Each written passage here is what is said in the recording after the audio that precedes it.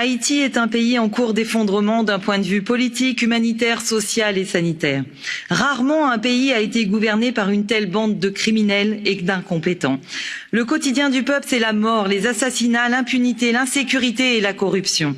À cause de l'instabilité du pays, de nombreuses bandes criminelles contrôlent plusieurs quartiers dans les villes en enlevant des centaines de citoyens innocents chaque année. Depuis trop longtemps, les Haïtiens n'ont plus confiance en leur gouvernement et en leur président, Jovenel Moïse, incapable de satisfaire les besoins de base de la population. Que pouvons-nous faire pour faire respecter l'état de droit, la démocratie et le respect des droits de l'homme en Haïti? Nous ne pouvons pas rester sans rien faire face à cette situation.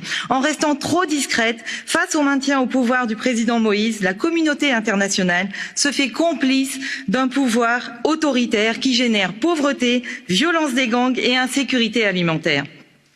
Nous, Européens, avons notre part de responsabilité et n'ignorons pas les appels du peuple haïtien. Prenons explicitement nos distances avec Jovenel Moïse et son gouvernement. Nous travaillons avec les organisations qui appellent à une stabilisation démocratique du pays. Cette résolution est significative étant donné l'échéance imminente du référendum constitutionnel du 27 juin.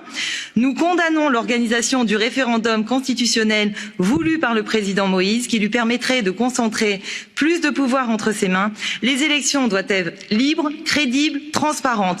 Nous demandons à l'Union européenne et à la communauté internationale de soutenir Haïti dans cette entreprise. Il n'y a plus de temps à perdre. Aussi complexe que soit la situation, c'est notre devoir de nous mettre à écouter ce que disent les Haïtiens et les Haïtiennes et agir sans plus attendre. Merci.